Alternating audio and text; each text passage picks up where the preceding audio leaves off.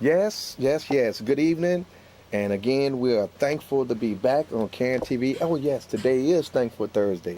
And as always, we like to take the opportunity to just give God the glory and all the praise. Because listen, had it not been for God on our side, we don't know where we would be today. Amen, So we amen, just amen. thankful. We acknowledge it for being thankful. And I want to thank all of you guys for all that you've done for so many years and for throughout the years, for the Thanksgiving party, for the Christmas party, for the Christmas party to come, for the work that you've done, for the least of them, for empowering the young folks. Listen, CAN TV, I want to take this special opportunity to say thank you so much. I know we have a couple more shows, at least one, before we embark upon the holiday season. For this is the reason, and he is the reason for the season, and we're just thankful to be here today. But listen, we want to thank you all, particularly CAN TV, for the support. We want to thank those of you who had called in. As you know, we're going to have another show that's going to be a mega show tonight. We have the judge. I wanted to say that so much. I be wanting to say that. The judge. We got the judge with us tonight, and we're going to talk more with Judge Jackson in a minute. But we just want to tell those of you who are watching tonight, yes, this is the show you want to. This is must-see TV. And we really want to talk tonight, particularly the month of December is a month that we have termed teamwork makes the dream work. So we kind of put a kind of twist to it, say, can teamwork make the dream work? Basically, we're saying, can we come together? Can we work together? Can we assist each other? Can we all bring all of our concerns, all of our endeavors together for the common goal of the community? Not my goal, not your goal, but the community as the goal. Well, I believe we can, and I like Obama. I love my president, and I just want to stay with that slogan or that motto, yes, we can. I just believe it. I don't believe that there's anything too hard for my God. I just believe I have it. I believe that I have what it takes to make some things happen. So my job is to empower some others. But listen, again, you're watching Fathers Who Care, and we want you to know that we really believe here at Fathers Who Care that any man that's physically capable to make a baby can also be physically capable to empower a baby. Now, we ain't talking about that Jerry Springer kind of daddy, all right? We ain't talking about that. We ain't here to bash our sisters. We love our sisters. We're talking about men stepping up to the plate to be the responsible party, to be responsible for your children, to actually promote responsible fatherhood involvement. That's all we're talking about. We know that more men, like myself, are really concerned about our children and others' children. So we encourage men on this show to step up and be the positive images in the community, because it takes us. It takes men like us to make a difference in the community. And my friend, my young mentee here, David, and others have always said it. The judge said it tonight. Young people can't be what they can't see. And I'm excited to have the judge with us tonight. And we're going to really dispel those many negative myths about African-American men in the lives of children, about African-American men in the lives of our community. We do believe that there's a negative stereotype associated with some men. We ain't calling them fathers. We ain't calling them the head of the household. We're just calling them some men, because some of them need to be wherever they at, and some of them need to get out the way so us real men can come in and take care of your responsibilities and the ones in the community as well. But listen, let me get up off that. Tonight we want to talk about how can we engage our young people in our community. Moreover, we want to talk about what is civil engagement. We want to talk about how can we empower our young folks to want to be a judge, to want to matriculate. I'm excited tonight. Really, I am. I'm excited that we are able to get Judge Jackson on the show. Marianne Jackson on Circuit Court Judge. West Side Judge. She come out of Delano School. She came out of John Marshall School. I'm going to read this. Listen. Judge Jackson was recently appointed a Cook County Circuit Judge effective November the 7th through December the 5th, at which time the people of Cook County will re-elect her as Circuit Court Judge of Cook County. Prior to her appointment as Circuit Court Judge, Judge Jackson was a solo practitioner representing low and middle income clients in criminal cases. Judge Jackson was born and raised and still is living in Chicago's Austin community. Did you hear me? On the west side. She didn't move up to Peel Hill or all wherever they were.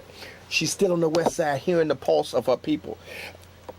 Judge Jackson has heard thousands of non-jury criminal cases, most of them dealing with juvenile delinquency over the past 17 years.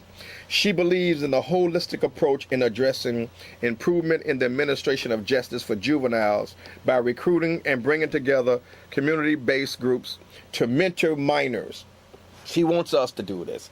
She supports mentorship. She's mentoring individuals. She's a former student. I really got to say this. I love it. She's a former student of Delano. Y'all remember Delano? Over on the west side, on the other side of Springfield, right between Pulaski, over there off of Monroe, right between Wilcox, on the west side. And also John Marshall, you know, over there off of Kedzie, on the other side of Little Fifth, on the other side of Little Monroe. That's the judge that come from that community. No, we know what comes out of our community because we're looking at it. Listen, moreover, she's a woman of God, a community activist, a servant for social change, a community. She's a person who believes in the least of them, empowering the least of them. Let's get to the show tonight. Judge, we are so thankful that in spite of all the stuff you had to do today, and we know your dockets, we know how hard you be working out there, not just in the work that you do, but in the stuff you do in the community. We want to really thank you, Judge, for taking some time out to come out just to do our show and to let the young people and let our community know that if they choose to do better in their lives, that they can. Judge, I want to thank you for your passion. I want to thank you for your dedication. I want to thank you for your leadership. I want to thank you for being that beacon of light for those of us and some of us in our community who just don't know which way to turn sometimes. But when we can see, when our young ladies that's out there with us can see you, they can see what they can be. And when our young men can see you, they can see what they can be. When they look at Obama, they can see, I mean, it's real. This is not a joke. They can see the congressmen, they can see the senators, they can see judges, they can actually put their hand and touch you. So, Judge, let me just get straight to it. Judge, why are you so passionate? Why are you so passionate in the work that you do? Why are you so passionate in the law? Why are you so passionate in this judgeship? Why are you so passionate in wanting to empower your people? Well, because you could have moved off. I could have. All right. But, you know, sometimes when the Lord puts something in your spirit, you can't be right until you do what it is that he wants you to do. And it seemed like for a long time, some stuff just kept showing up on my plate. Yeah. It's like, why is this my responsibility? Yeah. What? Yeah, I know that why feeling. do I have to deal with this? Yeah. Until I heard my pastor one Sunday morning says, if it keeps showing up on your plate, it's because he meant for it to be there. Right. You know, and learn how to stop arguing with it and start embracing it, and things will get easier. You know, I listen to you too. I listen to you, but I'm gonna listen to you now because you said a lot of things that I really want to just bring back to you. But go ahead, Judge. Tell us. I mean, and sometimes I still struggle with stuff, but you know, to whom much is given, much is expected and required. That was coming. So, that was coming. The Lord has been good to me. There's no way for me to get around the fact that the Lord has been good to me. And so I can't just act like I got there on my own, because I didn't. I stand on the shoulders of a lot of people, you know, who made it possible for me to be sitting here right now. And so I'm supposed to help some young people who are coming behind me be able to accomplish some of the same things that I have accomplished. Well, Judge, I like where you're going with that, and that's where I want you to go. I know that you have been extremely actively involved in trying to educate our young people. You definitely want our young people to succeed. Judge, and they see in you tonight. We got some calls. We're going to entertain some calls, if you don't mind. And then we want to come back and we want to talk about what is your purpose, Judge. We heard you talking about some things, but we want to specifically understand you, Judge Jackson. We want to know what motivates you. We understand to him that much is given, much is required. We know that God don't call you into something without calling you on something, all right? He ain't gonna give you a vision without a provision. And we know that you are touched by God, because some things just ain't gonna happen unless it's God in it. Or you can't stay there, all right? You can't stay. All right. So let's go ahead and entertain some calls, and then we're going to come back and we're going to let you talk. Just educate us, please. Caller, thank you for calling. You on the air. We have Judge Jackson on the show. What's your comment or question? Yes, good evening. This is one of your supporters, Nadine Griffin. You know what? Nadine, I love you. Sitting next to you, she reminds me of Judge Edith Simpson, who was one great, phenomenal judge in this state and this city. Say, Very good with tough love. Sister And Nadine. congratulations. Oh, I just love her. I just love her, love her, love her. Sister Nadine. Yes, sir. We felt compelled this, since this is the season of giving, and we thought that since Christ is the reason for the season, we just felt like we was going to bless some folk tonight, all right? Because you don't see judges on the shows too often, right? So we figured that we was going to be a blessing and light and let the judge, our judge, Judge Jackson, just come on out from work and bless some of us with some wisdom. Is that all right with you? Yes, and she reminds me, like I say, Edith Simpson. Okay, God is. Okay, bye now. Thank you, dear. I love you so. I love you too. Also. So, Judge, here we go. Judge, what is your purpose? What is your purpose for why you do what you do? What is your purpose for existing? Well, I heard Maya Angelou probably said, very Maya well, Angelou. Maya Angelou, and very succinctly. You're supposed to be of service to somebody so long as you are here. Service is the rent that you pay for occupying space on God's earth. Ooh, I You're love supposed it. to help somebody. And so that's what I try to do every day. I try to help somebody. Now, I know I'm not going to be successful every day, but the fact that I'm not successful doesn't mean that I'm not supposed to start off the day trying to accomplish that.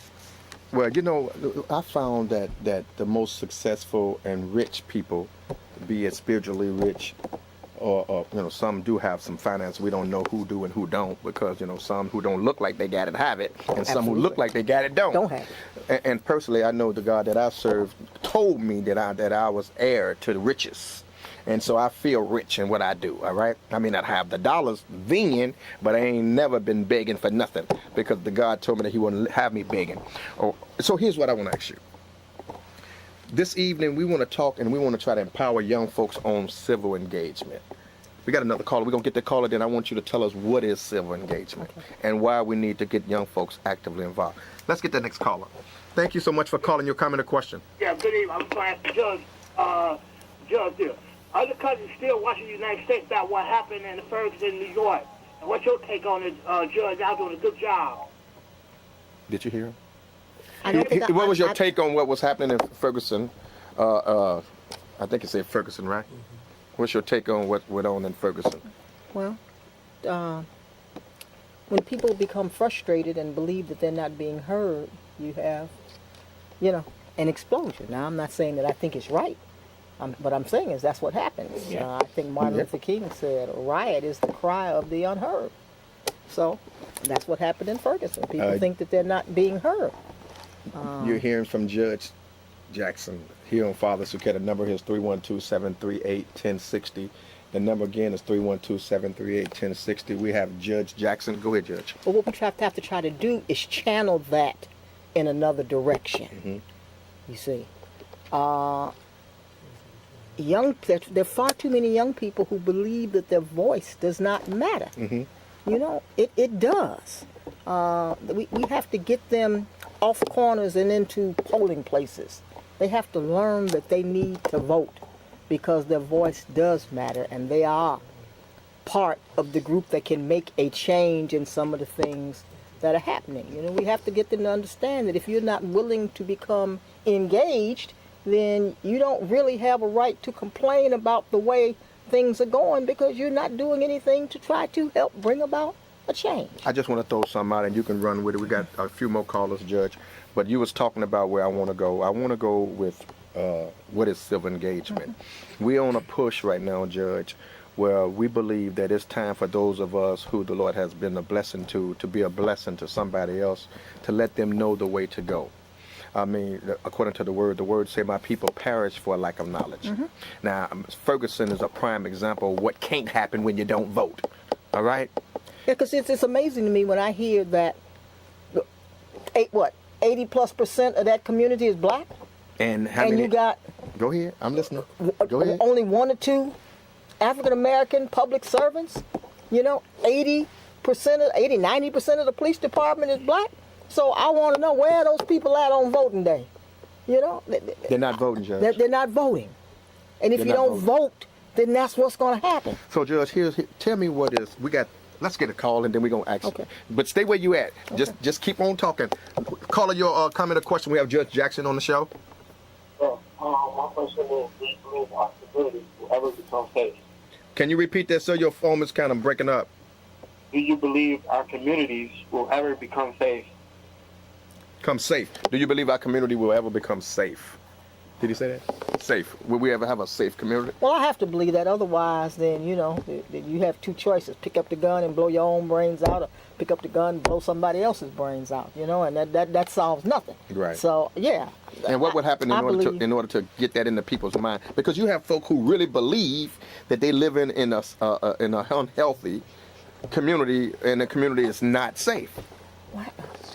What we need to do, Judge? We have to get our people out, and we have to get our people involved.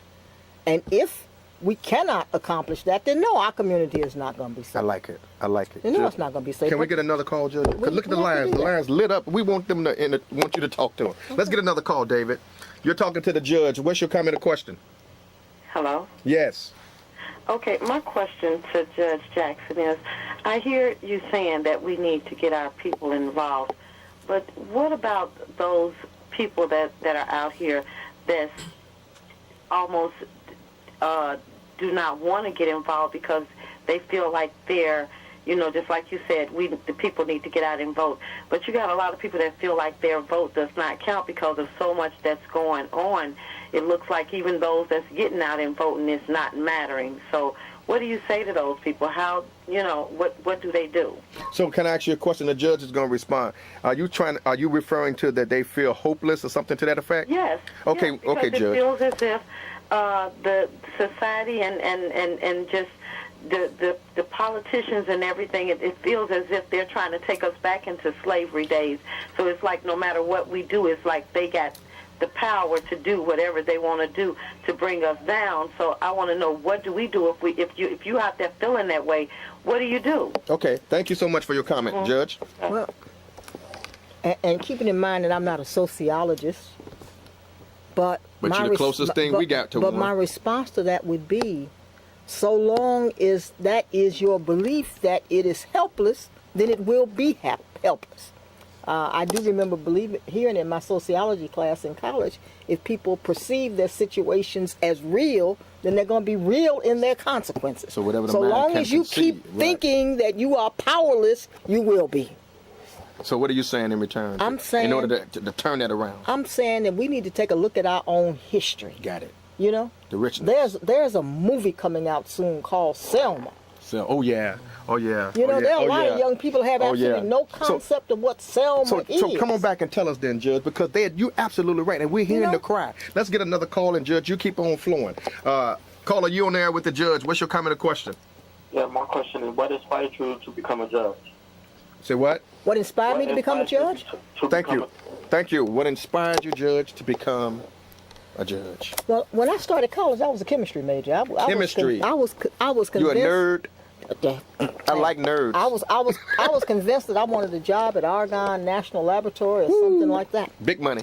But I joined a sorority in college, and in I think the beginning of my junior year, I went to our first national convention, and there was a woman speaking, and it was I was spellbound, and it turned out that she was an attorney and an African American woman, so that was something that I had never seen before. Yeah. And when we got ready to check out of the hotel, they had changed some of the documents, our sign-in cards. They had changed the price on the sign-in card.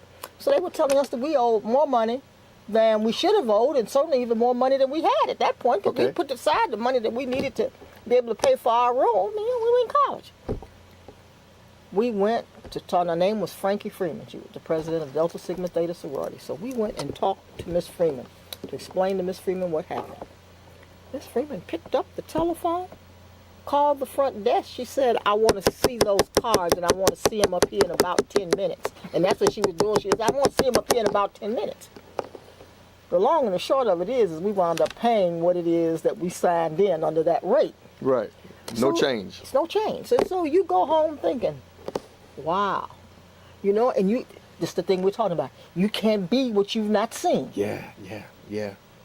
I didn't know any black lawyers, and I certainly didn't know there was any such thing as African-American female lawyers. Right. And there she was. And starting on my return from that, I think I started to do this slow pivot away from chemistry. And I might say it again, you can't be what you can't see. I wasn't getting a lot of support and backup at Northwestern University out of the Technological Institute. There weren't any black women down there, you know. So you're breaking ground. So it was this slow pivot toward the law. Right. So let's come on back, because because it ain't no walk in the park to become an attorney and then become a judge. You have to put forth some efforts. You have to put forth some effort, and that's something we have to remember. We have to be willing to work for what it is that we want to accomplish. You're watching the Judge Jackson, Circuit Court Judge Jackson. Listen, the number here is 312-738-1060. We have another caller. Let's get that caller. And Judge, tell us what we need to do as a people to empower our people. What do our people need to do as far as being actively involved in their community? How can we motivate young folks to go out and say, I'm taking it no more, my vote matter? Let's get that caller. Caller, you on there with the judge. Your comment or question? Okay, what I was saying earlier about Ferguson, New York City, other countries still watching the United States about what happened in that city. New York and Ferguson, y'all doing a good job. Thank you. So he made a statement, Judge. Thank you, sir, that the country is watching what's going on in New York, or what happened in New York with Eric Gardner, and what happened in Ferguson, Missouri, with Brown. All right. So absolutely, they're watching, and we're watching, and we're actively involved here. All right. And so I think the job we need to do is continue to empower our young people. What can happen if they don't conduct themselves in a certain manner? But also, we need to teach our young folks to know their rights. And just because you can speak don't mean you need to speak. Sometimes it's good to hold your tongue. You're watching the Judge at 312-738-1060. Judge, what should we be doing to empower our young folks to understand the importance in voting and being actively involved in their community? I think you already said it, but go ahead, talk to us. Yeah, everywhere I go, I preach mentoring. Okay.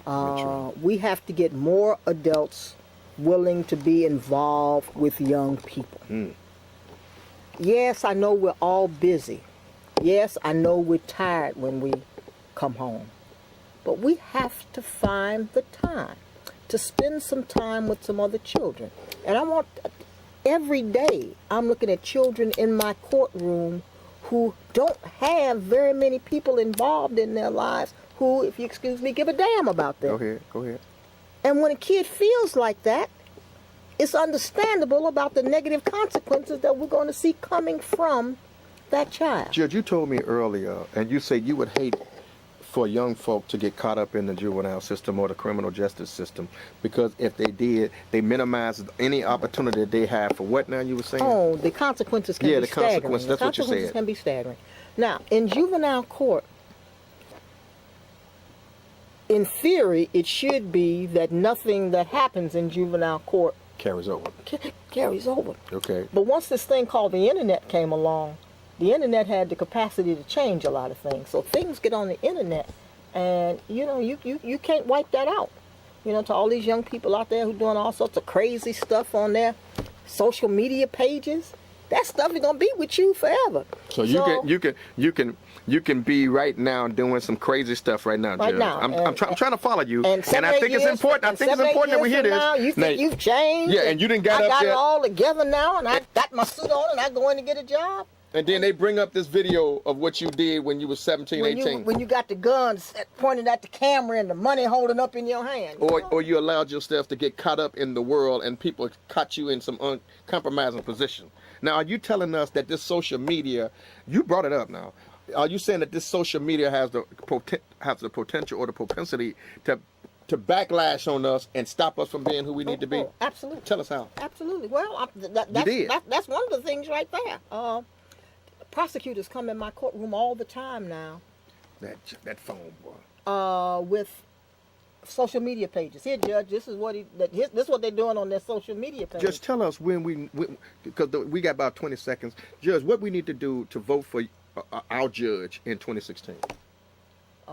We need to go to the polls. Go to the polls. We need to go to the polls. You're talking to the judge. She's saying in 2016, when you're up for re-election, we need to vote our consciousness. We need to vote for our judge. We need to vote for our color. Listen, the time on the wall is saying that it's time to cut it down. I'm so sorry. It's been fun. We're talking about next week. Tune in next week. God bless you. God keep you. Come on back, Fathers Who Care, 312-738-1060. I'm sorry, wrong number. Log on to fatherswhocare.us or fatherswhocare.org. Judge, we thank you so much. Keep up the good work, Judge. God bless you. Good We night. apologize for those who couldn't get on the line, but we'll be looking forward to seeing you next week. The Judge will be with us next week and all over the community. God bless you. God keep you, and we'll see you next week.